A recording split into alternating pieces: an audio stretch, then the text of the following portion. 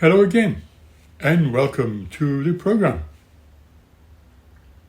I am Suren.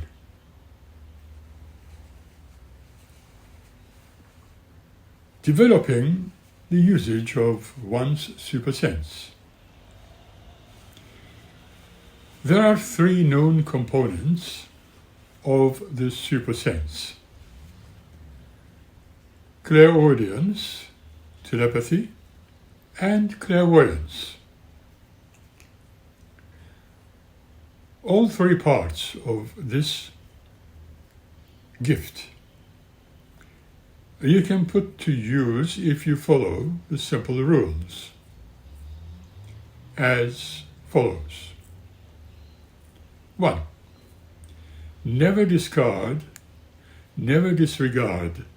any single thought of the hunch or the sixth sense variety. Note it well when it makes itself known to you. 2.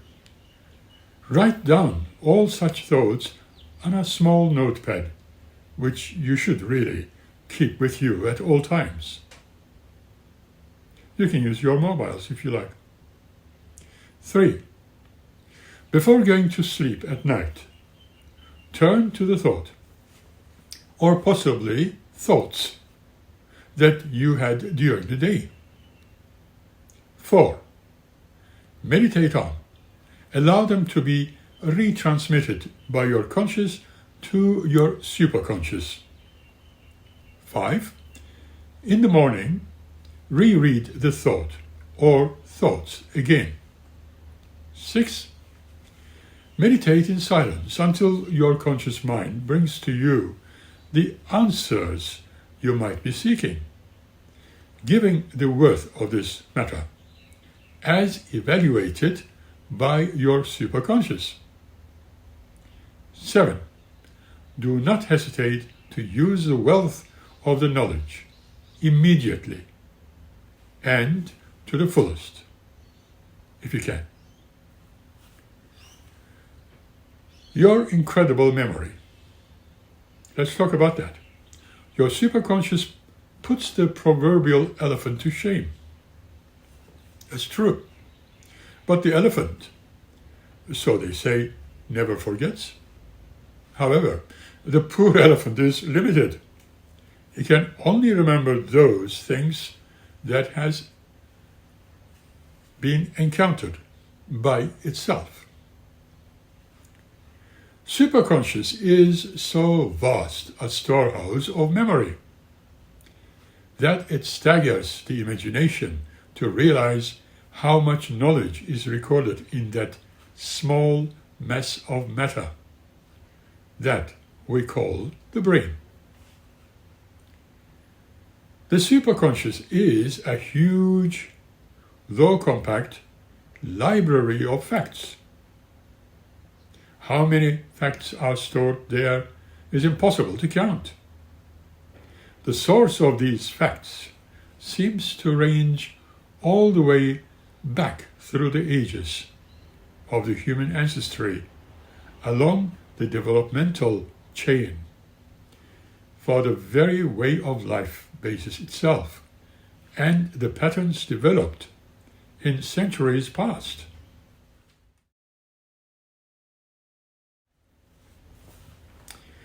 We have certainly marveled at the vast amounts of knowledge stored in them, and at the speed with which they can be made to utilize this learning. And yet, while man's brain may never match the speed of these mechanical giants, as we are familiar with today, it is the product of man's knowledge that makes possible technological development, from computers to robotics. Every fact, down to the smallest detail, has been laboriously placed in these electrical brains. They can think of nothing other than what has been inserted in them. We can watch with wonderment at how a problem is fed to the giant brain, often filling 2 large rooms, and how it rumbles out an answer within a matter of minutes, if not sooner. It is truly wonderful, for man has, with a power of his brain, developed another brain that can speed up man's own deductive processes, and thus help civilization and, hopefully, the mankind.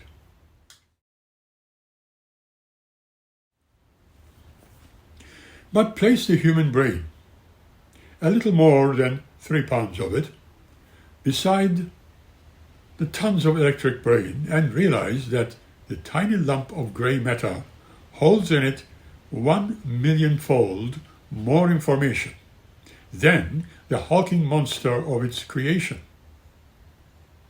Then you know the meaning of wonder. In that 50 ounces of living matter is recorded more information, more knowledge than it seems likely a person could record in the space of a lifetime. Your brain is the possessor of a memory, the scope of which is virtually impossible to explain, let alone imagine.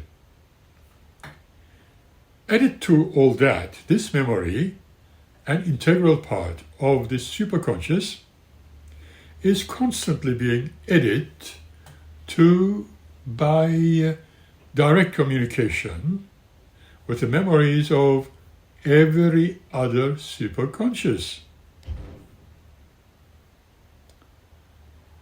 How often have you had occasion to say to yourself, "Where did I hear that before? I have seen that somewhere. How do I happen to know that?" Just imagine.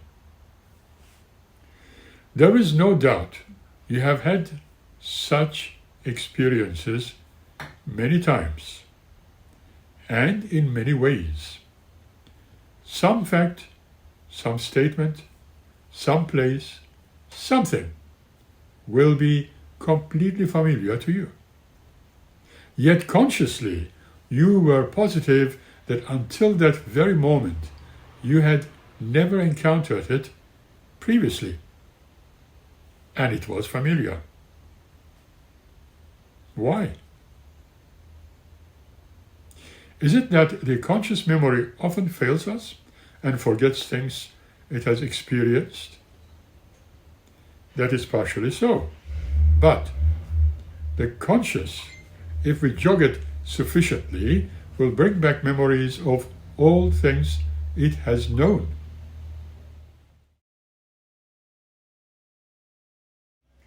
Is it the answer that the superconscious suddenly released to the conscious level of our brain the memory of something we have not actually experienced, either consciously or actually in our lifetime? Although it seems impossible to measure the powers of the superconscious, we can safely say that the superconscious level of the brain is greater than the conscious level. In much the same way, the universe is greater than our tiny planet. Look at the greatness of the consciousness. Look at the incredibly immense powers of the conscious brain's 5 senses. How often have you marveled at man's inventions of the radio, television, broadcasting, computerization, robotics, and its various facets, which speed communications? But it seems we take for granted the powers of sight, smell, taste, touch, and hearing. These powers of the conscious are fabulous, wonderful. With the powers of invention, man has only been able to duplicate two of the senses. Machines that see and those that hear. Still has not been able to duplicate heaven's wonders, so to say, of the senses of smell, taste, and touch. Man's failure to realize the powers has been given by divine gift, has led him to depths rather than to heights.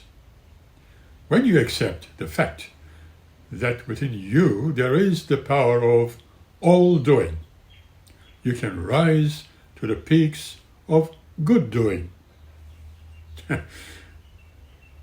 Hopefully it makes sense. The human nervous system is so sensitive and so effective that every detail of things seen, heard of, tasted, touched, or smelled is completely and eternally registered in the memory storehouse of the superconscious. The conscious level of the memory records only such details in which you are interested, but your superconscious memory constantly collects all information and indelibly imprint within itself. As a practical illustration, all the difference in functioning of the conscious and superconscious memories, we can ask questions about the state of, say, furniture or the room itself. Therein, each person would react the same way. There is so much more yet to be known for why some people have been able to utilize this wonderful power, which we cannot yet answer. However, it is most reasonable to presume that the vast potentialities of the superconscious, of the collective unconscious, and its mental library of encyclopedias is there to be made available to all humanity. Apparently, man has progressed far enough along the time track of intellectual and spiritual evolution to make use of this power.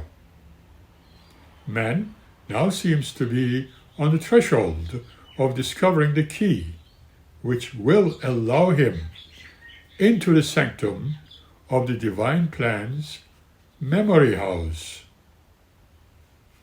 or memory storehouse. We must move forward by means of individual and collective self-help to find the key and to achieve the greatness that the divine plan has set out for humankind. We may need to help fight the present trend toward retrogression. Universal divine plan of evolution cannot tolerate anyone's standing still. You can do either of two things. You can progress or you can retrogress. The answer lies within you. The answer is yours to give, yours to discover, and also yours to benefit by. Knowledge of self is essential to intellectual and spiritual development. It is the only means of accomplishing human progress. It is the only possible way to save the civilization. You, my friend, have the power. You will achieve the glory. Within you lies the greatest storehouse of knowledge, a collection outside the comprehension of your own conscious reasoning, beyond the scope of your conscious imagining, and with the power to do all things that are good.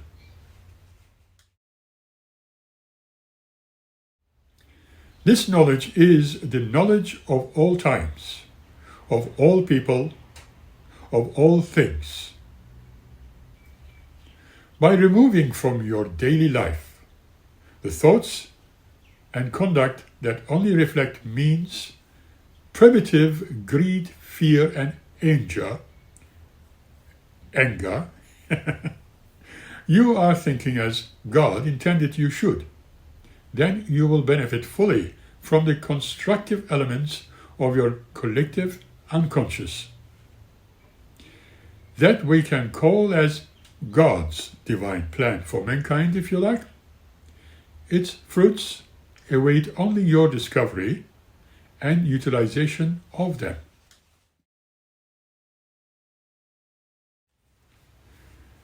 Making the most of your memory. You already have near you at all times a small notepad or your mobile on which you record the results of your supersense thinking. This pad or mobile now will prove to have a second use. In this pad, you are going to record the results of your superconscious memory, the results of tapping your collective unconscious.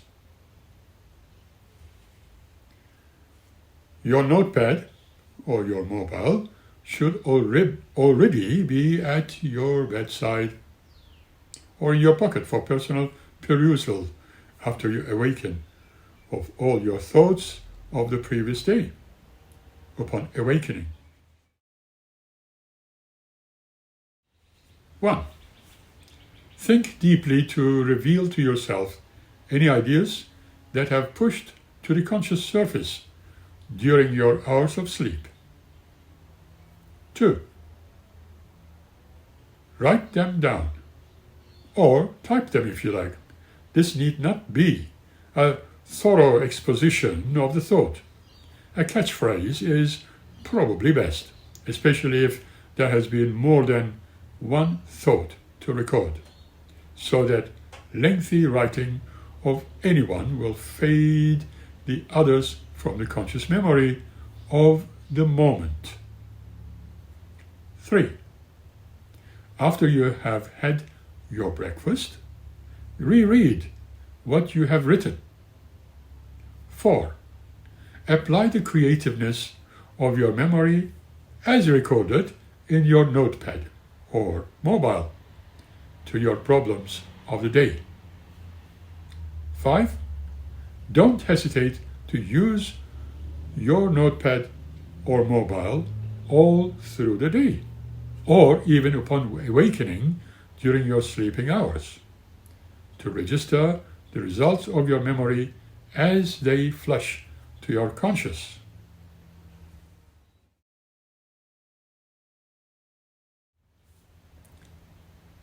Did you know that your mind can control matter? The power of the superconscious is so great that it influences your very being. Uncontrolled, however, it usually has an adverse effect on you. The many feelings of ill which you consciously bury because you know they are wrong, as they are unfortunately buried in the level of the mind, That is the superconscious. All the dislikes you repress, and those you failed to express, the ill feelings you hide, these imprinted themselves on the grasping superconscious. At first they make only the tiniest impression, but soon, when they are repeated and continually pushed to the background, the impression becomes more intense and clearer. It takes but a little time for some action to trigger the feeling that has been recorded in the superconscious to become overt and express itself on your organic being.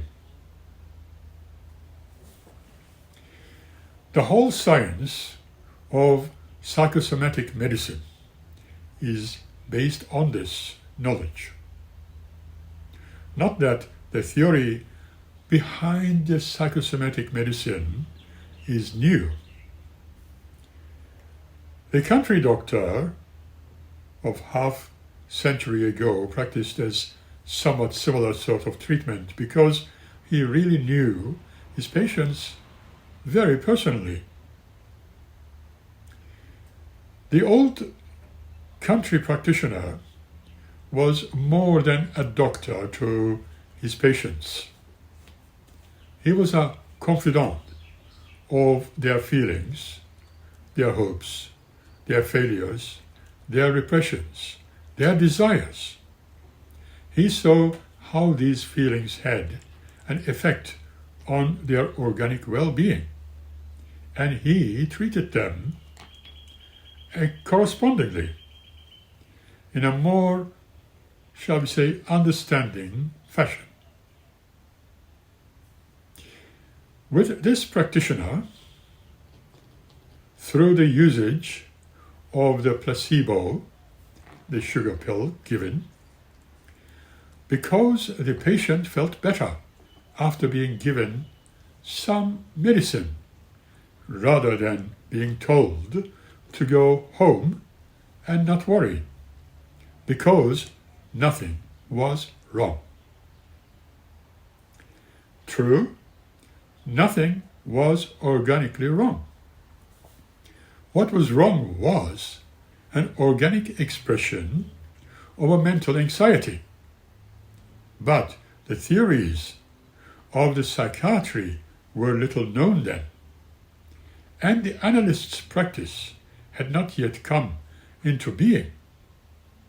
The country doctor practiced some real down-to-earth psychiatry with his sugar pill.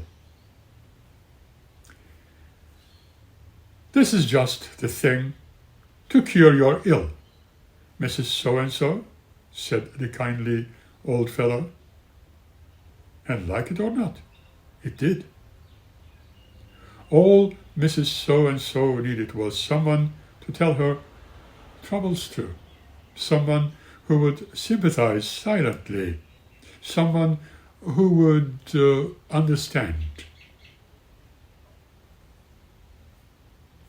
"Oh, your pills sure worked the trick, doctor," was the invariable comment in weeks that passed. And the old doctor, countryman, was a great physician. He had the cure to 1,000,000 diseases. Today, this very theory has been utilized in the school of psychosomatic medicine. But what is the psychosomatic medicine, would you say? It is exactly what its name implies. The study of the psyche, or mind, and its relationship to the soma, or the body. In other words, medicine has realized the great effect that the superconscious has on the organic body. It is the modern study of old platitude of mind over matter. Generally, the superconscious control over the body has been allowed to grow wild. Consequently, its effects were too often adverse. The ill that you have repressed within you is expressed in unhealthy fashion. Is it not an inconvertible truth, then, that the good that you store up within you can be used in healthy fashion? That's it. And it follows that the more good that you can store up with your superconscious, the greater good will it have accumulated, and the effects be on you by yourself. Just as you unconsciously build a file of ills and problems within you, so you can create and fill to overflowing files of good. These goodness should be made to tax the illimitable capacities of the memory's storehouse. The great gift is much like a young girl's hope chest. You have heard of that, or probably know of it anyway. But it does not come filled and well. Much of that which is put into it comes from other sources, the collective unconscious. It still rests with you to fill it as you desire. The most wondrous thing about it is that you need never stop filling it. It has infinite capacity, believe it or not. What you put into it pays you back with compounded interest. Place good in the superconscious and the cumulative capital, and interest will give you a life of the limitless kind.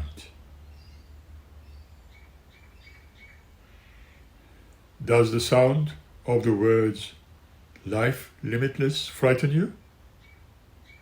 Does the idea of being able to control your so-called destiny, your future, your very living, bring fear into your conscious thoughts? Undoubtedly not. It is an idea you probably have thought about in many a moment of deep consideration, as well as in reverie. The control of the self has been man's eternal aim, yet he has so seldom achieved it. Only a few individuals have discovered the whole secret of this great gift.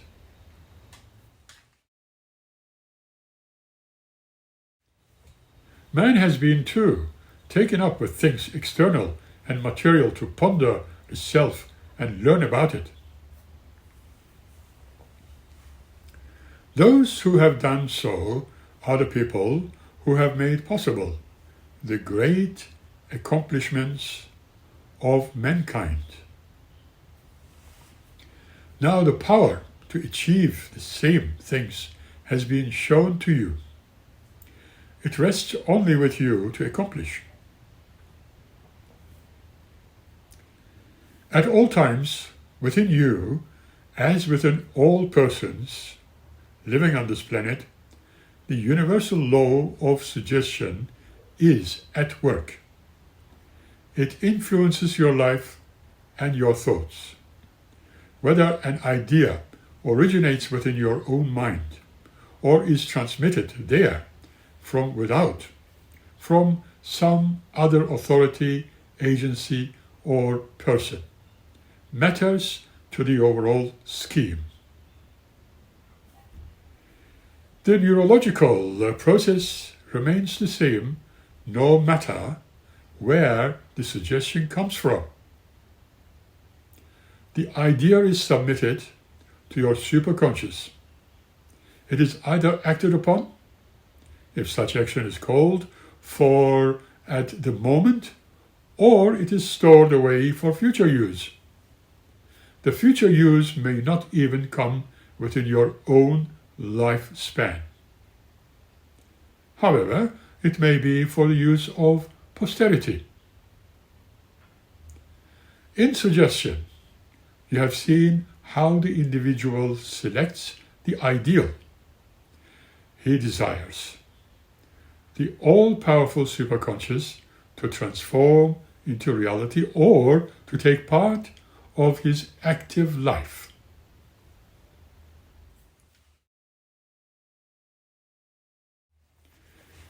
In case of the unconscious suggestion, the individual may not be aware of the fact that he has been influenced by the idea or the condition. This is particularly true of negative emotional thinking, where one's sense of reason fails to check the powerful emotional forces that so frequently impair health and destroy happiness.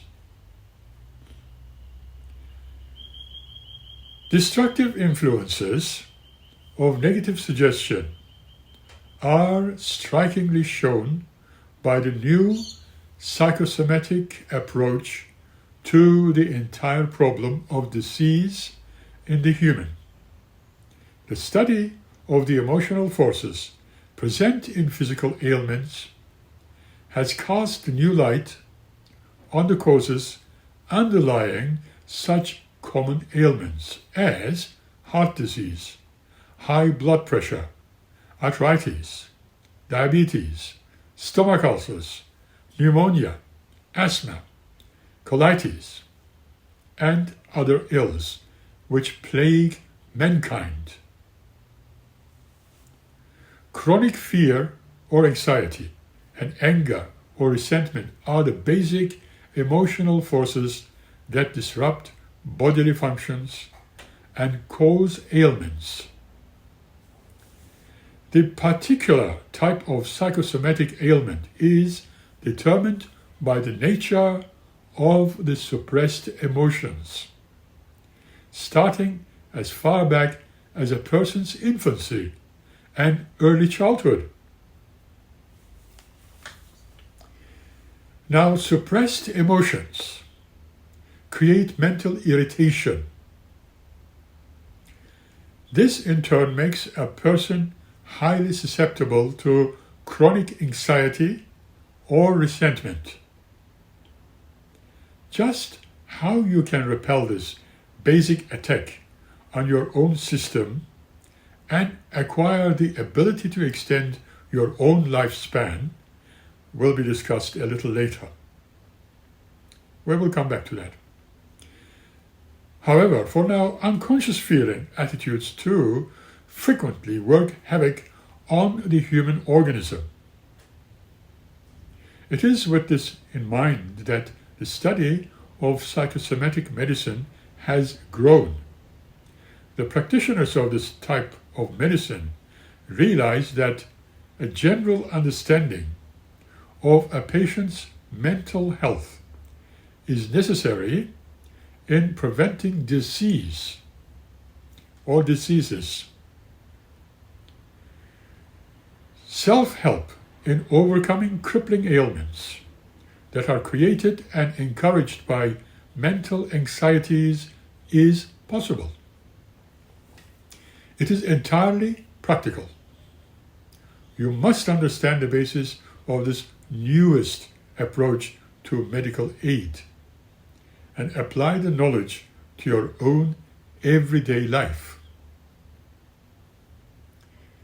The theory upon which psychosomatic medicine is based is a simple one. Its proponents say that medical science in the past century has studied the immediate cause of disease too closely and unfortunately neglected to study the patient. As a result, the medical man of the past learned a great many useful facts about what happens to a patient after he or she has contracted a disease.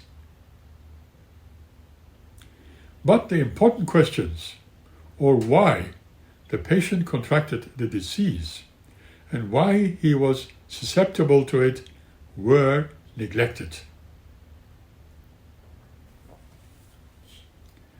Medicine was too slow in realizing that where persons were equally exposed to the same infections, only some of them contracted the disease.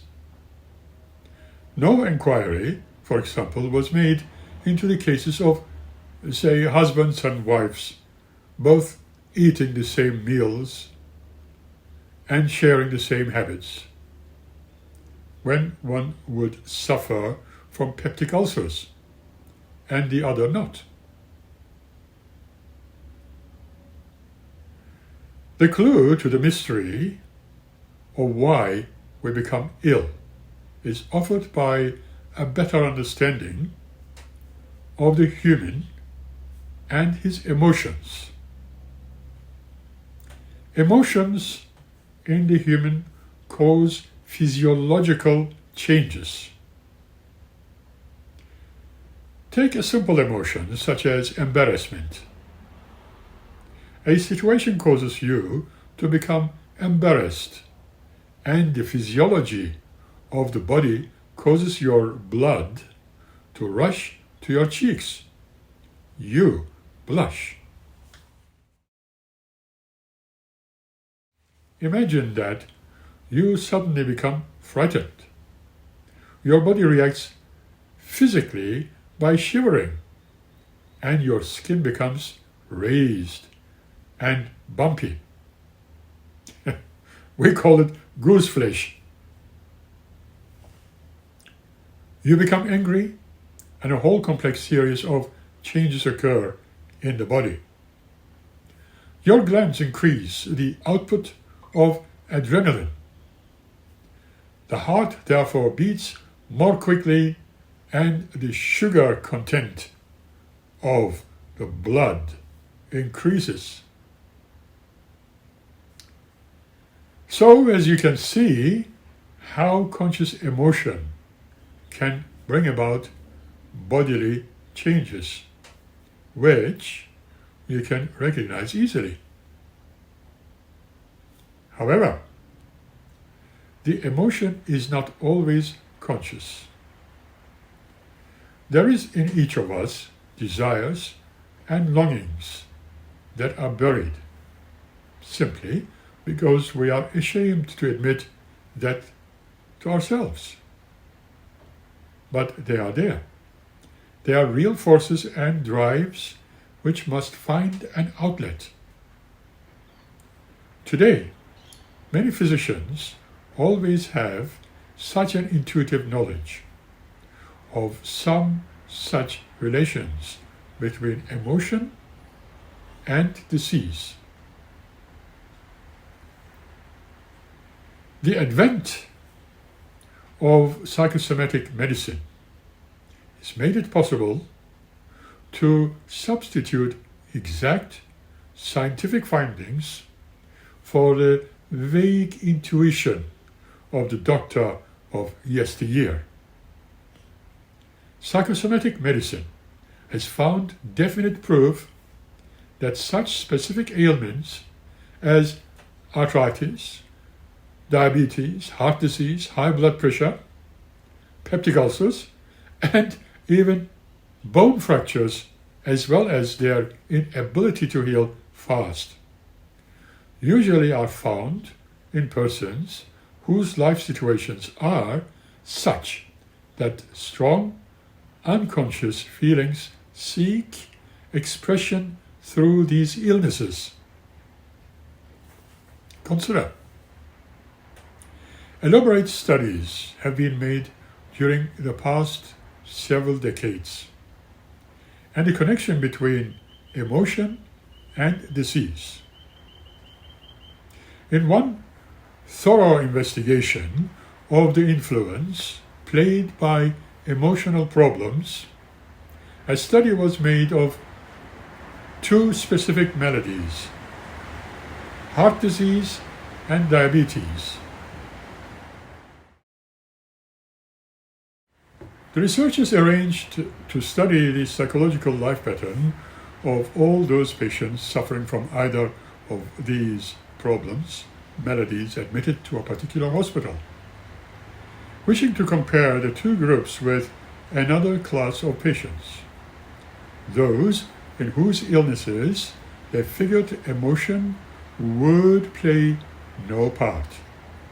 They decided to select as the comparison group patients admitted with fractures. The results were amazing.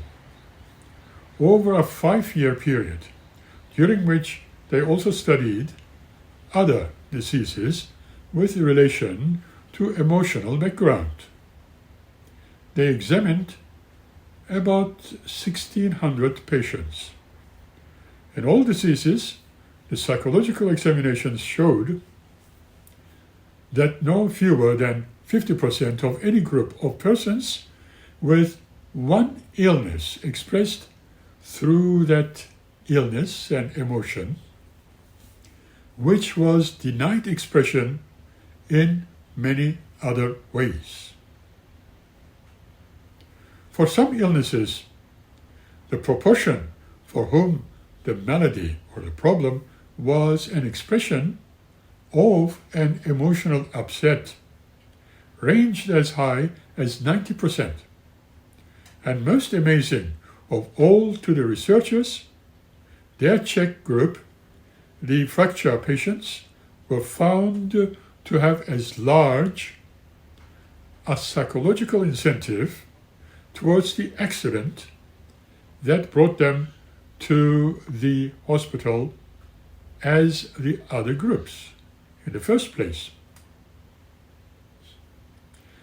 Among the fracture patients, the researchers found that the unconscious desire to escape responsibility sometimes caused a proneness to accident.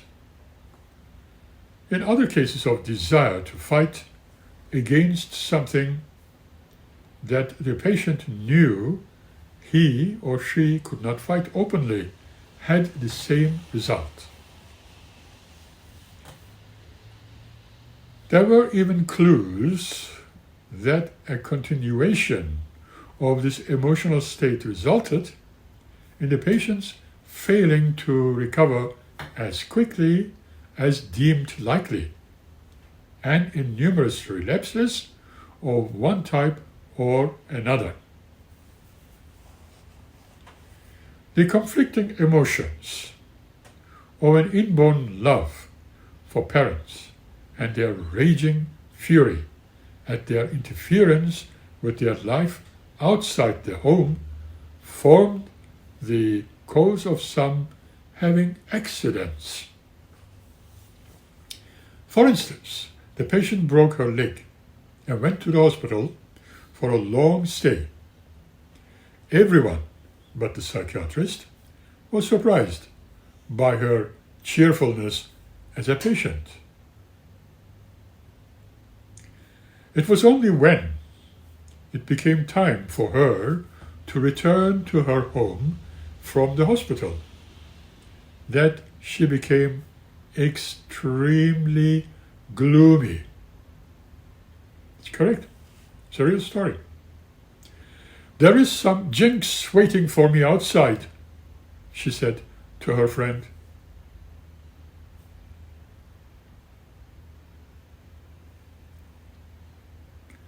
Let us examine the high blood pressure patients for a moment.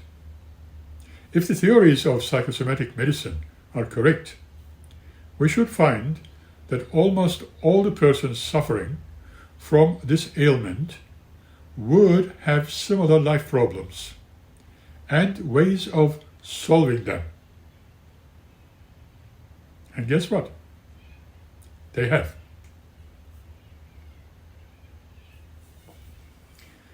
In their childhood, they all were secretive and too good. They learned to swallow their emotions instead of expressing them freely. Few of them had strict religious upbringing, as with my, for example, own family background. My ex-wife treated the children in the same manner. The demands they made on themselves were self-created and extremely severe. All of them became people, men and women, with a need to be perfect. As a result, they tended to work at jobs beneath their abilities.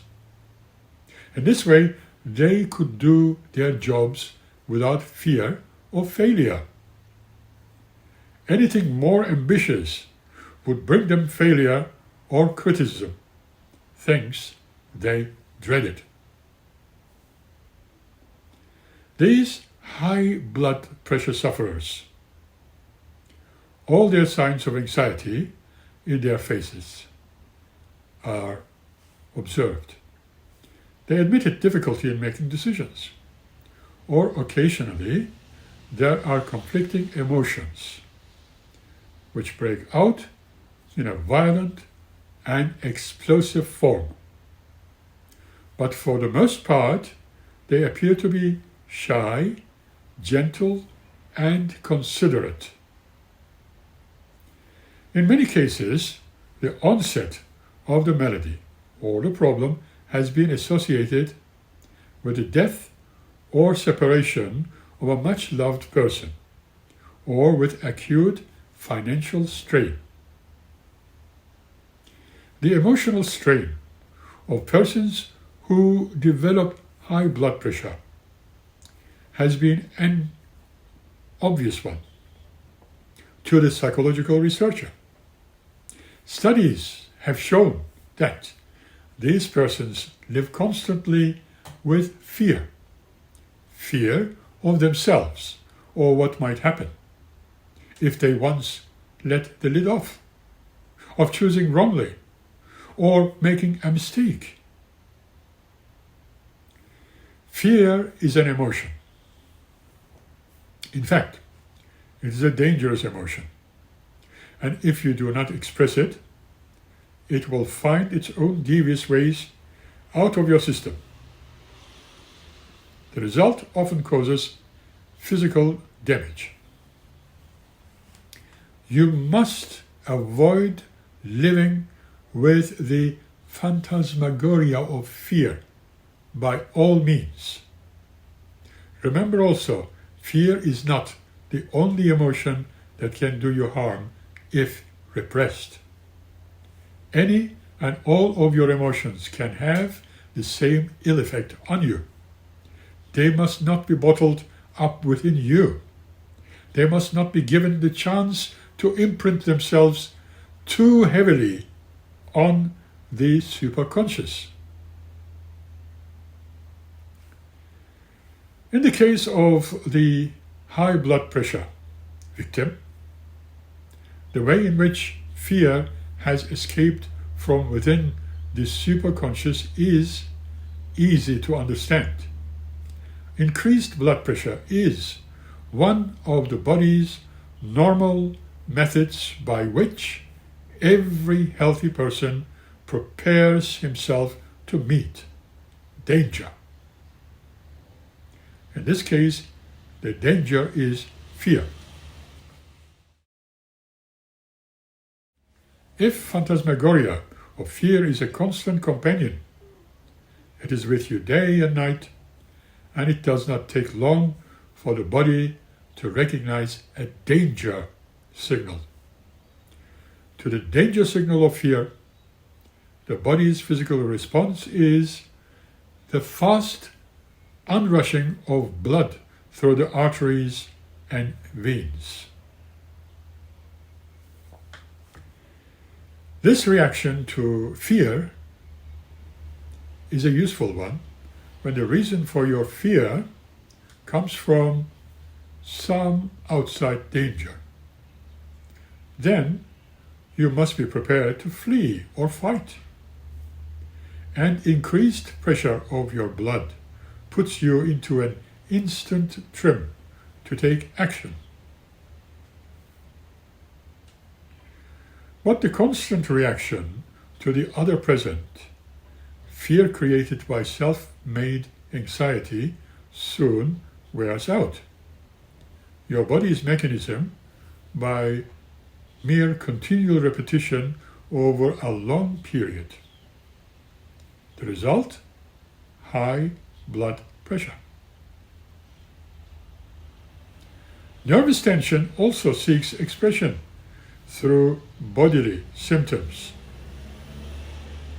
These are called medically disassociated conversions, and they most commonly take the form of paralysis of the limbs, that is, inability to feel or see, hear, speak, walk, or even remember. These symptoms are sometimes called symbolic symptoms. That is to say, the physical disability is symbolic expression of some distressing or emotionally disturbing experience from which the sufferer has disassociated himself by means of some alleged physical disability.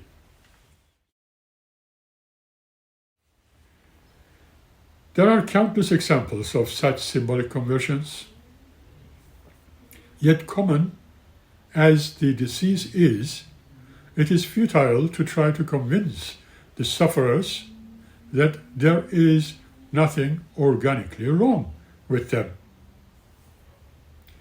The conversion symptoms are real to them because they actually feel the sensations which the physical ailment would produce.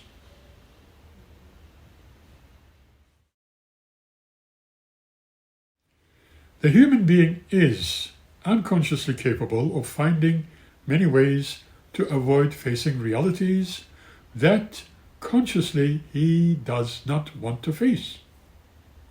When strong, unconscious impulses cannot find a direct outlet in action, or speech, or thought, they often seek what is termed as organ language symptom.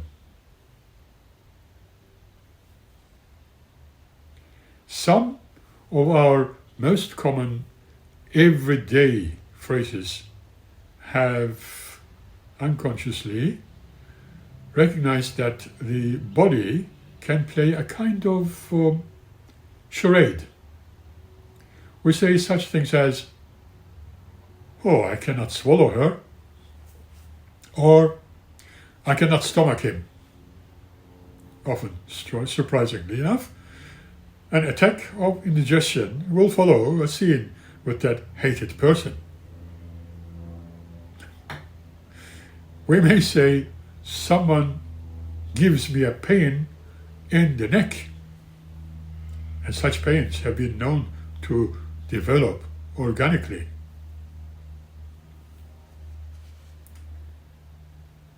"Oh, my aching back." This is expressed over the situation, may result with a backache when that situation occurs, thus relieving the sufferer from facing the unwanted or unliked. But you may ask, why does one person need to flee from his problems, while another, who may have more apparent worries, remains well? Some light has been shared on this question, but no likable answer is yet available. The life story of each and every patient must be slowly drawn out before any understanding of the destruction pattern is achieved. The illness may be trying to express any of a number of complaints the patient has. Psychotherapeutics study is required before discovery or what protest the patient is trying to make by having unconsciously willed the malady or the problem to develop. In reality, life is limitless. A life of health and happiness, of growing older without senility and sickness, is within your own making. The control of self has been man's eternal aim. Now it is yours to achieve. By placing those thoughts into your superconscious that are going to affect it in ways to your advantage, you are going to control matter with your mind. The good you store up within you is going to be used by the superconscious in healthy fashion. The more good you store up, the greater good is accumulated. The more you accumulate, the greater effect on you. And this is something over which you have sole control. Empty the file of ills within your superconscious. Create a file of good and fill it to overflowing. Tax the illimitable capacities of the memory's storehouse by stocking it with good. It will pay you back 1,000,000-fold. It will give you happy life, long life, and healthy life. The matter of mind over matter is a subject of intrigue. The key to controlling your own body is the practice of making all your thoughts positive ones. Think of your brain as a warehouse of thoughts. You are the stockkeeper. You have the responsibility of ordering and keeping in good supply the positive thoughts necessary for running your plant, the body. Think over every emotion twice before allowing it to register on your superconscious. Firstly, if it is a positive thought, a constructive, purposely healthy thought, then think it again and meditate on it. Furthermore, allow it to soak in so that you can store it for future help to you. And some more. If it is a negative thought, an ill, bad, evil, destructive thought, recognize it as the result of anxiety and fear. And go to the root of that fear. Recognize the having such a fear and laugh at your own self for having been tricked into such an anxiety. Furthermore, now meditate until you reverse the negative emotional thought into one of positive and constructive value. A little bit more.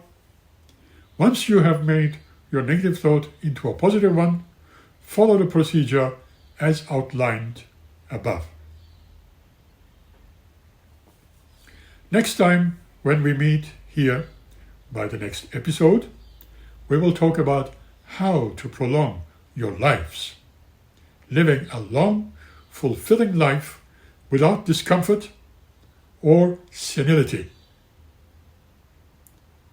Until then, keep smiling and be thoroughly happy. Thank you.